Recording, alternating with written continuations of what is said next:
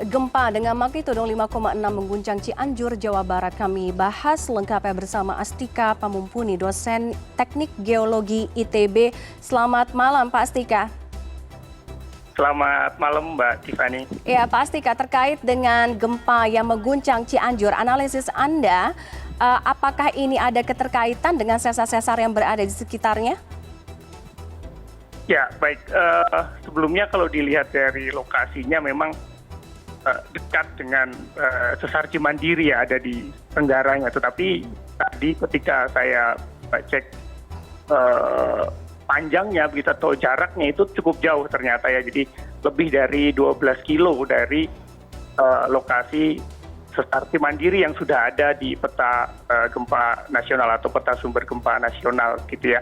Jadi kemudian dari mekanisme yang dipublis atau dipublikasikan oleh BMKG, mekanismenya berupa sesar mendatar gitu dengan bidang sesarnya vertikal. Jadi sepertinya sesar atau gempa yang tadi terjadi itu bukan dari sesar Cimandiri begitu ya, karena cukup jauh jaraknya. Jadi kita masih melihat gitu ya, apakah ini ada sesar yang belum terpetakan di lokasi tersebut. Sepertinya cenderung lokasi yang belum terpetakan untuk saat ini gitu ya. Oke, Pak Astika, ini juga menjadi banyak pertanyaan di lini masa terkait dengan gempa yang terjadi pada tadi siang. Apakah ini terkait dengan potensi gempa megatrust? Oh ya, baik. Jadi kalau dari gempa megatrust itu kan ada di selatan Pulau Jawa kira-kira begitu. Jadi jaraknya cukup jauh di selatan. Memang secara tektonik memang kita punya sesuatu yang kalau kita lihat secara satu sistem memang sumbernya masih dorongannya masih sama begitu ya. Tapi secara sumber pastinya memang berbeda sekali sumbernya. Yang satu adalah sumber dari zona subdukti, sedangkan yang ini cenderung lebih ke sesar atau yang ada di kerak bumi begitu, jadi yang bukan di subduksi atau bukan di zona subduksi. Hal itu terlihat dari kedalaman yang hanya 11 kilo ya, sedangkan kalau kita lihat di megatrust itu ada di selatan Jawa. Kira-kira begitu, Mbak Tiffany. Oke, jadi tidak terkait dengan megatrust ya, Pak Astika ya? Secara langsung tidak, Mbak Tiffany.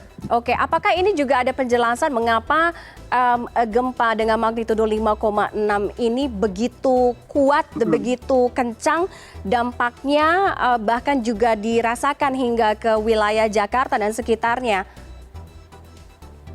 Oke, baik. Jadi kalau dilihat dari kedalamannya, memang gempa ini adalah gempa yang cukup dangkal, sehingga goncangan itu akan sangat terasa di permukaan, terutama yang lokasinya dekat dengan pusat gempanya begitu ya. Jadi karena gempanya dangkal, kemudian magnitudonya juga lumayan ya. Jadi kalau kita lihat magnitudonya itu kan 5,6. Nah ini akan sangat terasa memang di permukaan dengan kedalaman yang hanya 11 kilo. Kalau kedalamannya lebih dalam mungkin 80 kilo atau 60 kilo biasanya tidak terlalu terasa.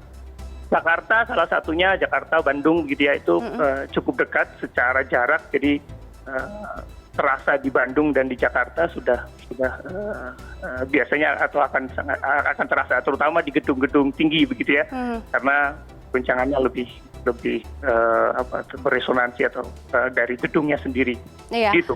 Oke, Pak Astika, kita tentunya harus meningkatkan kewaspadaan karena kita tahu bahwa Indonesia memiliki sejumlah wilayah atau daerah rawan gempa. Nah, bagaimana mitigasi untuk mengurangi dampak bencana itu tadi?